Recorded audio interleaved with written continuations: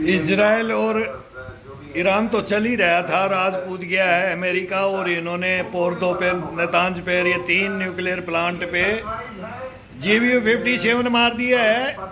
और world war start की कहानी बताते थे हम कि बाबा बेंगा ने, नेटोडम से ने लिखा था ये 100% ये वर्ल्ड वार होगा। इस पृथ्वी पे जीने का अभी इनको अधिकार नहीं है जो ये कर रहे हैं। इसमें कौन कर रहा है? वो महापंचायत बैठ के कर लो। एक देश देख रहा है, बोल रहा है ईरान, अगर मैं यहूदियों को खत्म कर दूंगा। इजराइल के अंदर वो कैपेसिटी है कि ये बोलता है कि मैं ये अरब को नष्ट कर दूंगा, जो ये नारा देते हैं कि हम उड़ा देंगे। अब ये बोलता है मैं सभी को उड़ा दूंगा। और परमाणु बम भी है इजराइल के पास, 90 परमाणु बम है। अभी ईरान ये धमकी शुरू से ये देता है। और अमेरिका ईरान में सदा से 53 के अंदर क्या हुआ, राजा के साथ क्या हुआ, राजा से हटा करके किसको लाए, अब यहाँ लाए। अब ईरान के अंदर एक राजा नहीं है, एक नहीं है, वो खलीफा है, राष्ट्रपति अलग है। उन्होंने ये अधिकार क्षेत्र दे दिया। उनकी सरकारें भी कितनी है, उनकी सेना भी कितनी है, ये भी वर्ल्ड को नहीं पता है। वर्ल्ड को पता है अभी खेल होगा। अब मारकाट होगी। हिजबुल्लाह, हमास, हुती जो सो रहे थे ना, बोला कुछ नहीं बोल रहे, कुछ नहीं बोल रहे। अब देखना, अब वो स्टेटमेंट आ रहे हैं धीरे धीरे। रूस के भी स्टेटमेंट आ रहे हैं धीरे धीरे, किंग जोंग के स्टेटमेंट भी आ रहे हैं, उधर चाइना के भी, और हथियार भी सप्लाई हो रहा है। और अब जितने, हाँ, अमेरिका पे हिटलर से लेकर के कोई रूस तक आज तक अमेरिका के ऊपर, उसकी जमीन के ऊपर हिट नहीं कर पाया है। लेकिन अब ईरान, ये 16 कंट्रियों में, 14 कंट्रियों में इन्होंने बेस बनाए हुए हैं। सबको पता है वर्ल्ड के अंदर क्या कर रखा है। पूरे वर्ल्ड के अंदर ये एक छत्र का राज है अमेरिका का, वो है। और उसको अब चैलेंज कर दिया है दुनिया ने। दुनिया चैलेंज करेगी तो अमेरिका को युद्ध में आना पड़ेगा, वर्ल्ड वार होगा।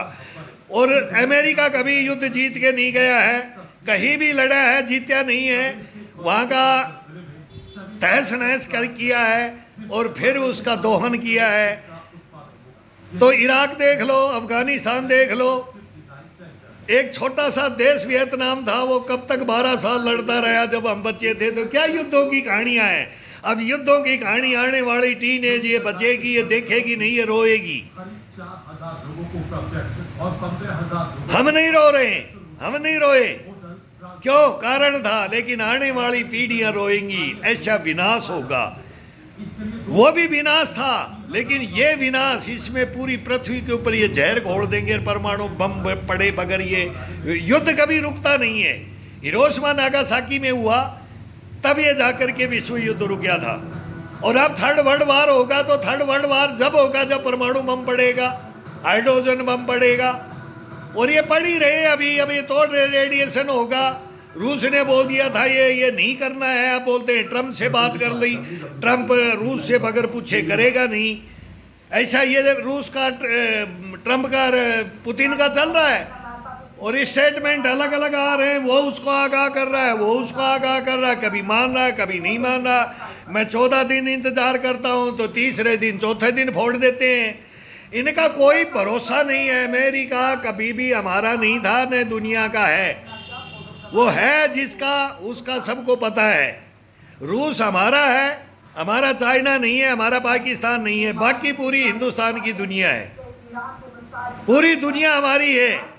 हमारे 2 ही देश नहीं है। हम ज्यादा से नहीं लड़ रहे हैं, और ये हमारा हक छीन करके बैठे हैं, इसलिए हमारी लड़ाई है। और ये वही करना चाहते हैं जो ईरान करना चाहता है, ज्यूस के साथ, यहूदियों के साथ। और ये भी वही करना चाहते हैं चाइना और पाकिस्तान, हिंदू के साथ, हिंदू के साथ। वही मैं बात बोलता हूं कि ये बोलते हैं कोई सभ्यता नहीं रहेगी वर्ल्ड के अंदर, कोई सभ्यता नहीं रहेगी, केवल चाइना रहेगा और अरब रहेगा, इस्लाम रहेगा। ये पाकिस्तान को ये चाइना भड़काता है, और उधर उइगर मुसलमानों को मारता है और उनकी मस्जिदें तोड़ता है और उनको ग्वांतोमाऊ जेल बना रखी है। शिंजियांग में चाइना ने क्या कर रखा है, फिर ये पाकिस्तान अंधा बन जाता है इसके साथ में। और ये हमारी 62,000 वर्ग किलोमीटर जमीन लेकर के बैठा है, ये हिंदी चीनी भाई भाई बोल करके छुरा घोपने वाला हिंदुस्तान की पीठ के अंदर। और ये हमारा हिंदुस्तान आज भी नहीं समझता, हमारी राजनीति आज तक नहीं समझती है। ये नरेंद्र मोदी के पीछे पड़े रहते हैं। नरेंद्र मोदी बोलता है कि मैंने राजनीति हिंदुस्तान की को खत्म कर दिया है, खत्म कर दिया। हकीकत में उसने देश को उस कगार के ऊपर लेकर जाकर के खड़ा कर रहा है नरेंद्र मोदी, ये हकीकत कर रहा है। और कल ही फिर कांग्रेस के श्रीमती सोनिया गांधी जी, मैं तो घर में रहा हूं, मैडम ने भी बोला है, लेकिन मैडम जी आप ये नहीं पता, हमारे से भी आपके घर के अंदर रहा हूं मैं, हमारे से बात कर लेना था। हमारे को बहुत इतिहास पता है कि कांग्रेस का क्या इतिहास रहा है, और कांग्रेस के फैन भी रहे और कांग्रेस के फैन भी नहीं रहे। दोनों काम है, अच्छा भी किया है बुरा भी किया। कोई भी राजा बनेगा, लेकिन ये बुराइयां इतनी की हैं कांग्रेस ने जिसकी हदें कोई नहीं है, कोई नाप नहीं सकता है। इतना तुमने बर्बाद कर दिया इस देश को। तुम सेना को सेना नहीं समझा, तुमने देश को देश नहीं समझा। तुमने आज इस मातृभूमि की, इस मिट्टी की जो आजादी ली थी, लड़ करके बोलते हमने ली थी, किसके बाप ने ली थी आजादी? पूरा हिंदुस्तान ने, हिंदू मुस्लिम सिख ईसाई ने आजादी ली थी। किसी ने आजादी नहीं ली थी, पार्टी ने। जेड़ा में जाकर के कहा, किसने कोल्लू बिल्लेर किसको बोला, एक कोठड़ी में एक भाई है, दूसरी में दूसरा, किसी को पता नहीं लगा आज तक। और उनको तुम, और आज तक, कल तक मैं स्टेटमेंट सुन रहा था तुम्हारे, शर्म नहीं आती वीर सावरकर के बारे में बोलने के लिए? अरे क्या समझ रखा इंदिरा गांधी आयरन लेडी ने भी नहीं बोला था, जवाहरलाल नेहरू ने भी नहीं बोला था। ये कौन सी कांग्रेस होगी अभी? अरे मनमोहन सिंह तो मेरी गर्दन काटा हुआ है, मेरा हत्यारा बोलता हूं मैं। 10 साल हिंदुस्तान में कोई प्रधानमंत्री नहीं था, मैं ये बोलता हूं। वो सारा हिंदुस्तान बोलता है, मैं नहीं बोलता हूं। रबड़ स्टैंप थे। नरेंद्र मोदी ने क्यों बोला था रेनकोट में नहाने वाला है? क्यों बोला था? सुब्रमण्यम स्वामी ने क्यों बोला था नपुंसक? क्यों बोला था? देश का बेड़ा गर्क कर दिया था, हिंदुस्तान का बेड़ा गर्क कर दिया था तुमने। तुम इंसान को इंसान नहीं समझते, तुम हैवानों के साथ में बैठे हुए हो। ऐसे बड़बार होंगे। अभी मैं बोलता हूं हिंदुस्तान समझ जाए, अभी हिंदुस्तान में होगा। ये आ गया है हमारे पास, ये रुकेगा नहीं। मैं तो इसलिए मीडिया को बोलता हूं, तुम कभी यूक्रेन और वहां ये जाकर के सीरिया, इराक, ईरान, वहां का ये कवरेज आज भी कर रहे हैं। वो मनीषर ये सारे अभी इजराइल से कर रहे, खड़े होकर के युद्ध के मैदान में। हमने लड़े युद्ध के मैदान, हमने देखे हैं। हमारे बाप तक ने, हम बोलते हैं 3 युद्ध लड़के गए, तो वो हमारे को बता के गए हम लड़ने के लिए गए। वो अपनी गर्दन कटा के आ गए, हम अपनी गर्दन कटा के आ गए। ये हिंदुस्तान। क्या हिंदुस्तान के बारे में बात करते हो, और क्या सेना के बारे में बात करते हो? चील को वे खाने वाली सेना, मारने वाली सेना बोलते हो, बलात्कारी सेना बोलते हो, गली के गुंडे बोलते हो जनरलों को। तुम ये बोलते हो। वो तो मैं भी बोलता हूं, मैं नाम लेकर के मेजर जनरल ब्रिगेडियर बोलता हूं। मैं नाम लेकर के इन भेड़ियों को, इन गिद्धड़ों को, इन देशद्रोही गद्दारों को, ये सेना में भी है, ये राजनीति में भी है, ये सिविल में भी है, हर जगह है हिंदुस्तान के अंदर। इनकी जड़ों की धूप पर जाना पड़ेगा नरेंद्र मोदी को। और वो जा रहा है। और मैं उनकी सहायता लेने के लिए, मैं बोलता हूं, मैं फाइलें लेकर के आता हूं इनकी। मैं मारा गया हूं इसलिए बोलता हूं, मेरा बाप मारा गया मैं इसलिए बोलता हूं।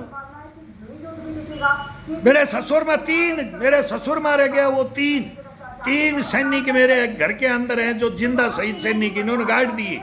ये कांग्रेस पार्टी ने गाड़ दिए, जिंदा शहीद सैनिक हैं हम। इनको शर्म नहीं आती? ये देश के बारे में ये रक्षा विशेषज्ञ बैठ जाते हैं, जनरल बख्शी दत्ता साहब बैठते, ये मुच्छों के आंटी लगा करके शंकर प्रसाद आते हैं। ये हमारे जितने भी मेजर जनरल हैं, मेरी इनको रिक्वेस्ट है, मैं नोएडा के अंदर इनसे बात करता हूं कि ये कहानी रख लो और इनको ले आओ। फिर ये हमारे को बोलते हैं कोर्ट में लड़ो। कोर्ट में लड़ने की हिम्मत किसके पास है? लड़ भी रहा हूं, कितने सालों से कोर्ट में चक्कर काट रहा हूं, कोई नहीं सुनता है, सब बिके हुए हैं, सबके बोरे बंडल भरे हुए हैं चीफ जस्टिसों के। देखो देखो अब क्या क्या क्या भरे पड़े मिले। आग लग जाती है, बोलते हैं हमारे नोट नहीं है, रजाई भर के सोते हैं, तकिया में नोटों की गड्डियां भर के तकिया लगा करके सो रहे हैं हमारे जज। यह अंधा कानून, गूंगा कानून, बहरा कानून बना रखा है हिंदुस्तान के अंदर। कहीं न्याय नहीं है हिंदुस्तान के अंदर। अगर है तो आप ही मेरे को प्रेजेंट ले लो, ये न्याय है कि नहीं। मैं क्यों कब्र में सो रहा हूं? मैं बताऊंगा हिंदुस्तान को कि कौन सुलाता है, कौन कटवाता है, कौन मरवाता है। मैंने ऐसे आहुतियां नहीं दी है हिंदुस्तान के लिए। मैं हिंदुस्तान का भलाई के लिए बोल रहा हूं और भलाई के लिए बोलूंगा मरते दम तक। और मैंने वो कमाया है और हिंदुस्तान का हर नागरिक कमाए, वो सोचने पे मजबूर हो जाए कि इस दुनिया में लेके क्या जाएगा, लाया क्या था, लेके क्या जाएगा, लाया क्या था। अरे कुछ करके जा, देश के लिए कुछ करके जा, मर के जा, मिट के जा, लेकिन कुछ करके जा, करके करो करो। अभी मैं बोलूंगा, अभी मैं पहले बोल रहा था, 5 साल से मैं फेसबुक पे बोलता था, मैं अपने योगाओं पे बोल देता हूं, मेरे को कम्युनिटी गाइडलाइन लगा देते हैं। अभी उसमें योगा भी, स्पीच भी डाल देता हूं, मैं को डालूंगा, मेरे को पैसे की जरूरत नहीं है। कोई मोनेटाइज करे ना करे, कोई डॉलर दे ना दे, मेरे को सब्सक्राइब करे ना करे, मैं कभी नहीं बोलता। कई बोलते हैं रिक्वेस्ट करो, करूंगा, मगर रिक्वेस्ट करूंगा ना तो हाथ जोड़ के सैल्यूट मार के करूंगा।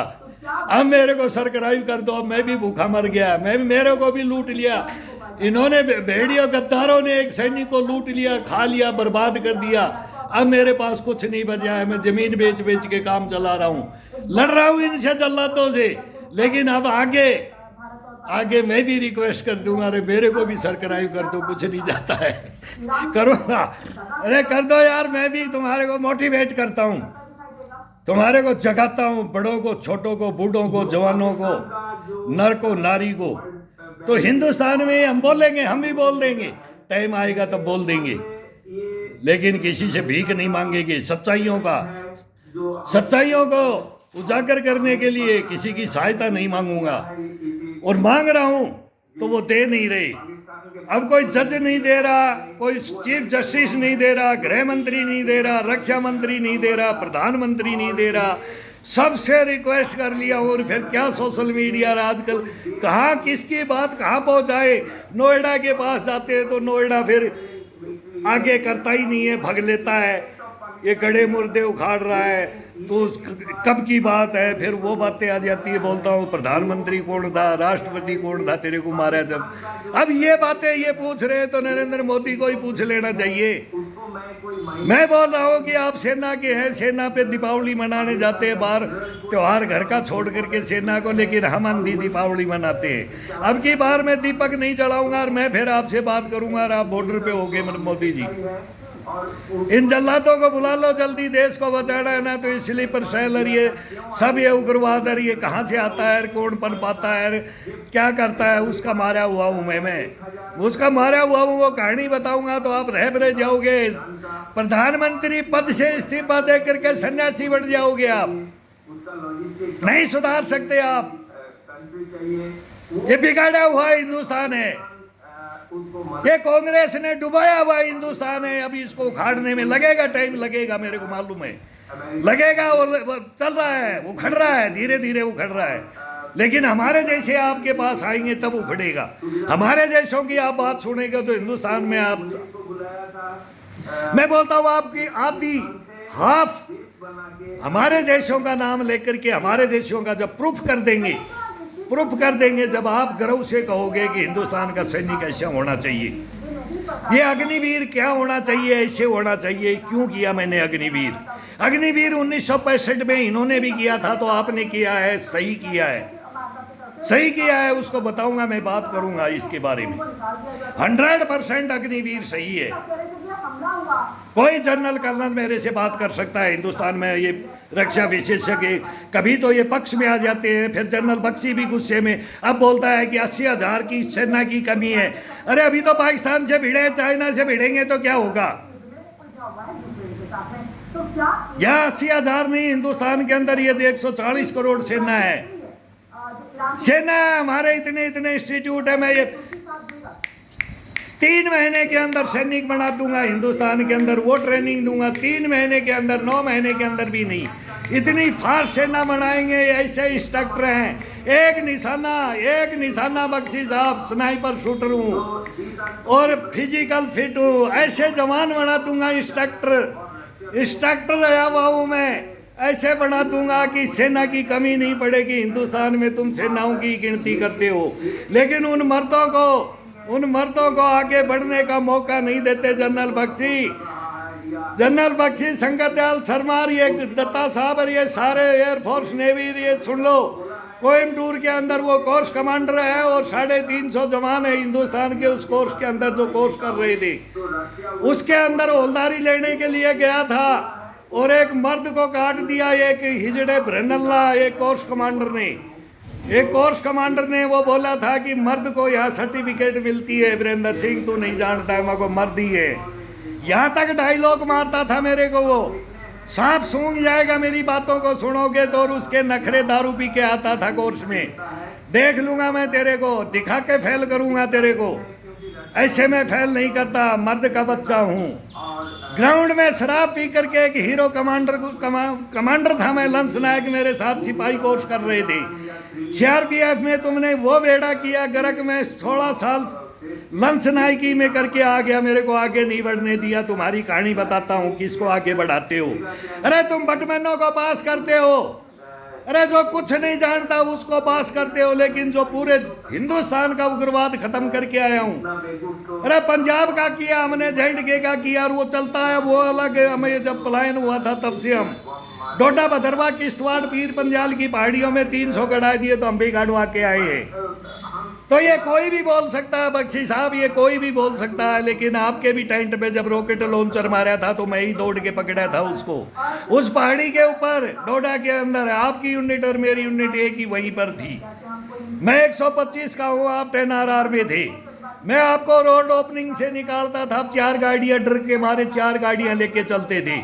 मेरा IG है भूपत चौहान, BS चौहान, भूपत सिंह चौहान, अभी रिटायर IG बन करके चले गए। मेरे वो कर्नल थे उस समय, कर्नल के चार्ज में थे, 2IC थे। उनके साथ में अकेला एक LMG लेकर के जीप में डोडा भदरवा किश्तवाड़ पीर पंजाल की पहाड़ियों में घूमता था। एक ड्राइवर कार्बाइन रखता था और वो 47 रखता था। वो मजाक में मेरे को क्या क्या बोलता था, और कितनी हंसी खुशी हम ड्यूटियां करते थे। मरेंगे तो तीनों मरेंगे, मर्द हैं तो तीनों मर्द हैं। अरे 100 से क्या लड़े, बोले कितने लाओगे तुम सामने। अरे नीची गर्दन करके गोली चलाने वाली सेना नहीं चाहिए हमको, अग्निवीर चाहिए। बख्शी साहब हमको चाइना में हथियार भी नहीं दिया, 62 में तो नहीं दिए। तो वो क्या कहानी हुई, वो हमारे बाप पर ये बोलते थे कि हमने काख में दबा करके मार दिए उनको, सर भिड़ा के मार दिए, पत्थर के भिड़ा के मारे गुस्से में। गोलियां खत्म होगी, हमारे पास PT शूज भी नहीं थे, नंगे पैर चढ़ा दिए हमारे को। हम जमींदारा करते हुए गए थे। अरे 62 में अग्निवीर बनाया, 7 साल उन्होंने मजदूरी किया। जनरलों साहब, कर्नलों साहब, ब्रिगेडियरों साहब। और फिर उनको वही 71 में ला करके जीत करके बांग्लादेश, और उनको फिर हार गए टेबल पर। वो गालियां देते रहे खेतों के अंदर हमारे को। हम तो उन्हीं के औलाद हैं ना, जिन्होंने बांग्लादेश आजाद करवाया, उन्हीं की औलाद हूं मैं, उन्हीं का। प्रत्यक्ष में प्रमाण की जरूरत नहीं है। उनसे मेरे खेत में लड़ाई, जमीन गृहस्थी के अंदर सब हम जमींदार थे, वहां जमींदारा में लड़ाई होती थी, बांग्लादेश की लड़ाई होती थी, चाइना की लड़ाई होती थी, पाकिस्तान की सारी युद्धों की लड़ाई होती थी। हमारे को क्या सिखाओगे तुम युद्धों के बारे में। मुझो कैंटी लगाना है तो मर्द से बात करो। तुमने मर्द को बात कब करोगे, अभी मालूम लगेगा मर्द कौन होता है। ये डिफाल्टर मर्द होते हैं सेना में कि ये बैटमैन होते हैं, तुम्हारे पिट्ठू होते हैं, तुम्हारे को सूचनाएं देने वाले होते हैं कि वहां टेंट में मीट बना रहे। अरे नहीं खाएंगे तो पिएंगे तो तुम तो बोल दोगे टेंट जलाओगे, कर दो पेमेंट ही तो करोगे। हम मरेंगे नहीं उसके अंदर, हम जवान हैं, लेकिन हम नहीं खाएंगे पिएंगे तो हम युद्ध कैसे लड़ेंगे। तुम हमारे को हमारा पैसे का भी नहीं खाने देते, तुम हमारी तनख्वाहों को हमारा को कि इसमें से 2 पैसा हम भी खा लें। तुम बोलते हो नहीं, दाल चावल लंगर के अंदर खाओ, और उसमें भी तुम क्या घपला करते हो, और वही खा करके तुम युद्ध लड़ो। बख्शी साहब जो बोलूंगा वो सच बोलूंगा। मैंने मैच कमांडरी की है। हर ऑफिसर मैच में, एसओ मैच में मेरे को भेजा जाता था, इनको सुधार दे। मेरे जवान बोलते थे तू ही मैच कमा, भोजन भी तू ही देगा, ड्यूटी भी तू ही करेगा हमारे साथ। और इतने वो रहते थे, लेकिन सच्चाइयाँ कौन बताए। मैं ग्राउंडों में लड़ के आया हूँ, मैंने ग्राउंड में गर्दन कटाई है। मैं रिटायर होके नहीं बोल रहा, ये वर्दी मेरा हक है, आपका हक नहीं है। आप रिटायर हो, आप इस देश के अंदर जो करना था वो कर लिया आपने। आप अब नोएडा मीडिया में करो, नोएडा मीडिया आपकी सुनेगा और ये आपको सुनाएगा। चल रहा है, लेकिन हकीकत आप नहीं बता रहे, न जानते। आप जानते तो आप बताते। तो प्लीज़ मैं नोएडा से भी रिक्वेस्ट करता हूँ। मैं बहुत गालियाँ दे ली नोएडा मीडिया। मैं बोलता हूँ कि रजत शर्मा क्या बोलना चाहता था, वो मेरे साथ खाना खाए हुए हैं। मेरे भाई की शादी में आए थे तो मैं उनके साथ खाना खाया था। और मैं गुस्से में ये सोचूं कि यहाँ तेल की बोतल लेकर के आग लगा लूँ तो आज की अदालत करता है। आज की अदालत के अंदर इस सैनिक को बैठा लो साहब। तो मैं बताता हूँ इस हिंदुस्तान के बारे में तो, लेकिन अब वो सुनता नहीं।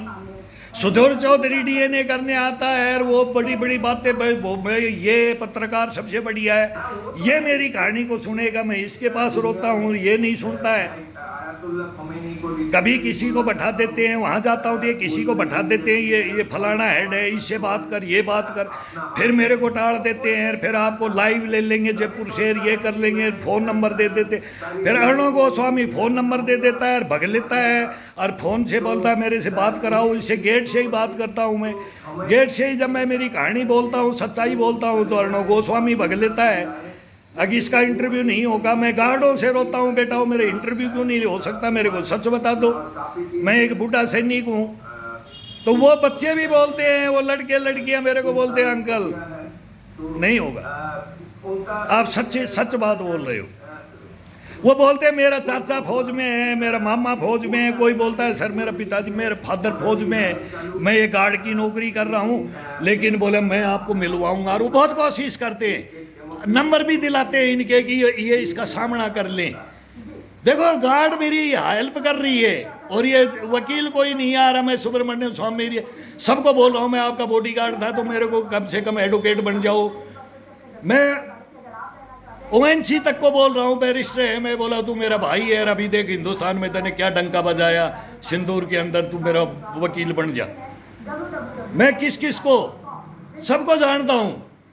हरी सालवे तक को, जो निकम तक को मैं रिक्वेस्ट करता हूँ कि सर मेरा वकील बन जाओ आप।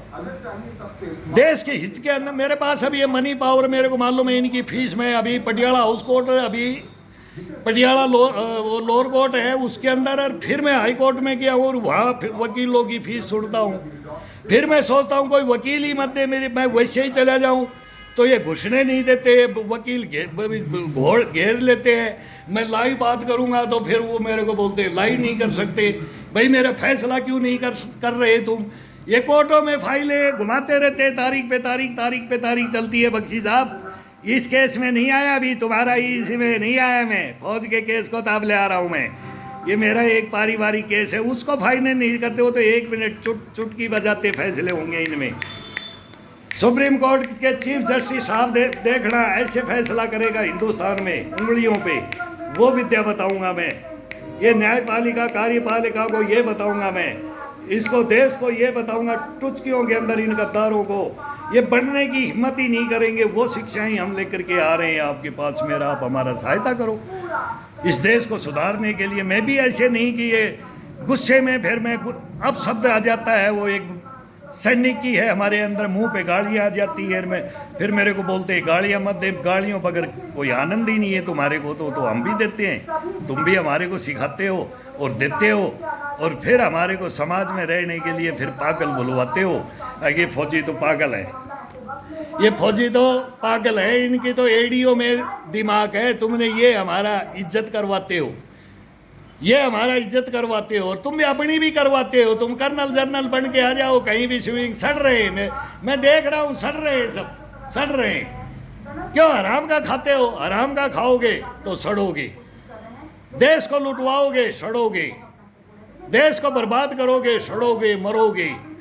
ये इतिहास गवाह है, कोई कुछ लेके नहीं आया, कोई लेके नहीं जाएगा। मैं बार बार बोलता हूँ ये लगन, ये जज्बा, ये जुनून इस देश के लिए होना चाहिए। ऐसे फटफटाने से नहीं होता है, देश के लिए जज्बा होना चाहिए, दिलों से, मनों से, आत्मा से, शरीर से। कभी लेकर करके देखो, और लेके देखा है और लेकर के देखेंगे, लेकिन अब रिक्वेस्ट करेंगे, करते रहेंगे इनमें और बोलते रहेंगे। अभी तो हो रहा है इसका भी न्यूज़, सुबह सुबह मैं सुन रहा हूँ, और सुबह सुबह ये वर्दी लगाता हूँ, जोश आता है कि अब हिंदुस्तान में मैं भी खड़ा हो जाऊँ, मैं भी खड़ा हो जाऊँ। तो ये अभी बोलते रहेंगे, रान अरे क्या कर रहे हैं, हम भी बोलते रहेंगे, बोलेंगे।